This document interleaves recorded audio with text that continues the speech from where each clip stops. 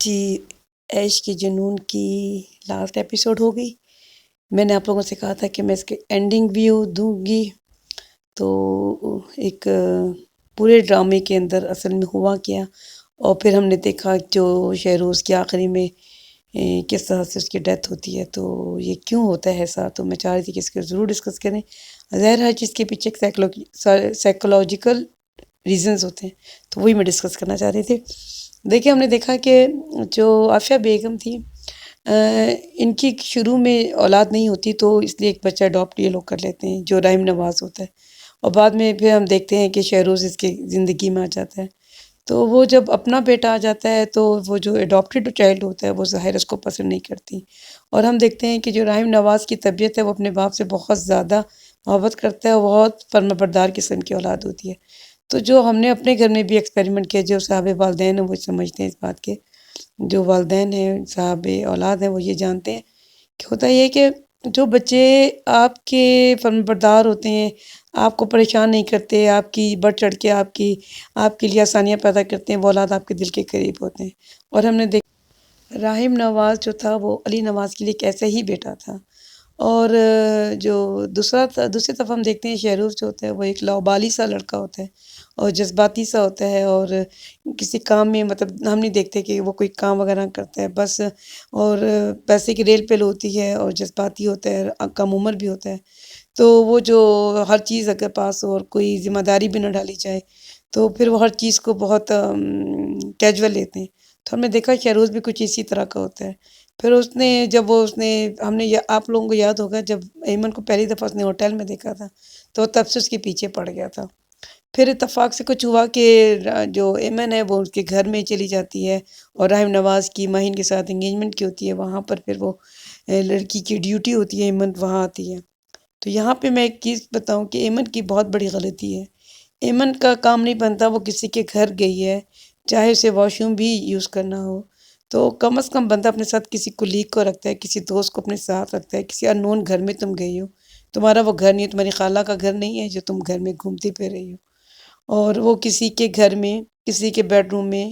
چلی جاتی ہے واش روم یوز کرنے کے لیے۔ تو یہیں سے ساری مصیبت ہوتی ہے لڑکیوں کو، جو یہ لڑکیاں اس طرح کی حرکتیں کرتی ہیں شادیوں پہ بھی، ایون اکیلی نکل جاتی ہیں چرچ میں واش روم وغیرہ جا رہی ہوں آگے پیچھے، تو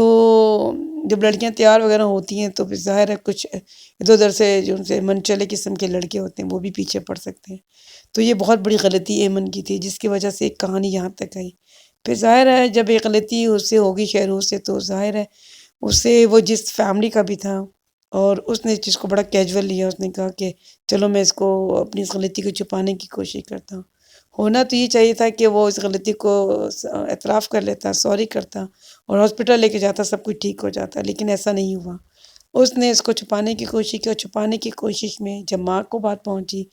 تو ماں نے اپنے بیٹے کو ہمیشہ سے شہروز کو راحم کے خلاف کیا ہوا تھا۔ راحم تمہارے باپ کے بہت قریب ہے، اور تمہارے حصے کی محبت بھی ساری کی ساری راحم کو مل رہی ہے، تو بیٹے کے دل میں ماں نے ہمیشہ ایک نفرت ڈیولپ کی،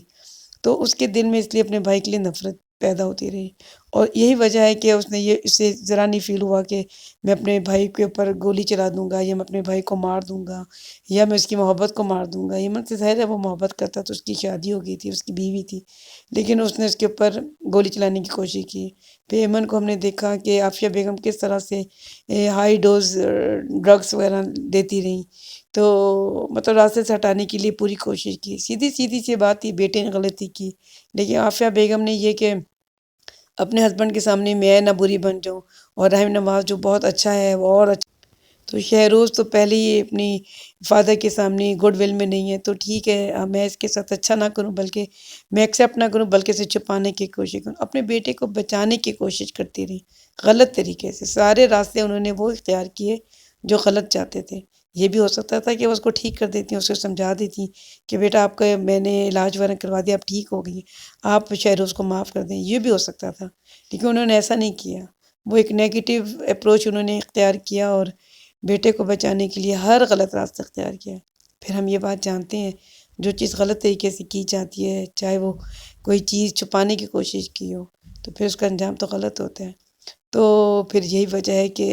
ظاہر ہے ورنہ اس کے ہاتھ سے قتل ہو جاتا تو یہ ساری زندگی کے لیے جیل میں سڑتا، پھانسی کی سزا بھی لگ سکتی تھی، لیکن یہاں یہ ہوا کہ اس کو پولیس والے نے مار دیا تو اس کی سزا کم ہو گئی، کیونکہ مر گیا تو جب مر جاتا ہے انسان تو سزا تو ختم ہو گئی نا اس کی۔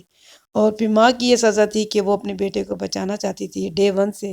لیکن پھر اب آخر کیا ہوا، آخر اس کا بیٹا حرام موت مر گیا۔ تو یہ کہ انسان سے غلطی ہو جاتی ہے، اسے اعتراف کر لینا چاہیے، ہاں مجھ سے غلطی ہو گئی ہے، اس کو پھر سوری کر دینا چاہیے۔ لیکن اگر ہم غلطی کو چھپانے کی کوشش کرتے ہیں تو وہ بڑا گناہ بن سکتا ہے۔ اس ڈرامے کے اندر بھی یہی دکھانے کی کوشش کی ہے کہ یہ ایک غلطی تھی، اور غلطی اتنی بڑی نہیں تھی۔ میں نے آپ لوگوں کو پہلے بھی ایک ویڈیو میں کہا تھا، نہ تو اس سے ریپ ہوا تھا اور نہ ہی تو لڑکی کا مرڈر ہوا تھا، کچھ ایسا نہیں ہوا تھا۔ بس وہ لڑکی بس گر گئی اور پھر وہ اس کو چوٹ لگ گئی، وہ بے ہوش ہو گئی اور اس نے اس کو چھپانے کی کوشش کی۔ اگر اسی وقت وہ اس چیز کو ریئلائز کر لیتا کہ اتنی کوئی بڑی غلطی نہیں ہوئی ہے، اپنے بھائی کے سامنے اعتراف کر لیتا تو سب کچھ ٹھیک ہو جاتا۔ کہنے کا مقصد یہ ہے کہ ہماری زندگیوں میں بھی کچھ نہ کچھ غلطی، ہم بندہ بشر ہیں، ہم سے غلطی ہو جاتی ہے۔ اگر ہماری غلطی کو ہم غلطی سمجھ لیں اور اس کا اعتراف کر لیں، بات سوری تک ہو، سوری کر لیں، تاکہ وہ سوری، وہ غلطی گناہ نہ بنے، جیسا کہ ہم نے عشق جنون میں دیکھا۔ اور پھر ہم نے دیکھا کہ راہم نواز جو تھا وہ علی نواز کا سگا بیٹا بھی تھا، ٹھیک ہے۔ ڈرامے میں ہم دیکھتے ہیں کہ اس کی ایک پہلی سی بھی ایک عورت کے ساتھ دوستی تھی، جس کی وجہ سے جس کی اولاد تھی۔ تو پھر ظاہر ہے اپنی اولاد تھی تو ماں جو تھی اس بچے کی وہ مر چکی تھی، تو اس لیے اس کو اپنے بیٹے سے زیادہ محبت تھی، زیادہ قربت محسوس وہ کرتا تھا۔ اسے لگتا تھا کہ اس کی ماں بھی نہیں ہے، تو پھر ظاہر ہے ایک انسان کے اندر ایک گلٹ بھی ہوتا ہے، تو اس وجہ سے وہ بندہ پھر اس سے زیادہ، اور پھر اس کی نیچر بھی کچھ ایسی تھی، ہم نے دیکھا محبت کرنے والا انسان تھا، فرما بردار تھا، باپ کا سارا کام اس نے سنبھالا ہوا تھا، تو بیٹا اوبویسلی اپنے باپ کے زیادہ قریب ہو گیا۔ تو پھر وہ جو عافیہ بیگم اس نے یہ نہیں دیکھا کہ میرے بیٹے کے اندر کیا خصوصیات نہیں ہیں، یہ بھی تو وہ سوچ سکتی تھی کہ میں اپنے بیٹے کے اندر کچھ ایسی چیزیں، کچھ ایسی عادتیں، کچھ ایسی ہیبٹس ڈیولپ جس کی وجہ سے وہ علی نواز کا دل جیتتا، یعنی کہ اپنے باپ کا۔ لیکن اس کی ماں نے ساری زندگی نیگیٹو اپروچ رکھا، بیٹے کے خلاف بھی، شوہر کے خلاف بھی، شوہر کو بھی دھوکہ دیتی رہی،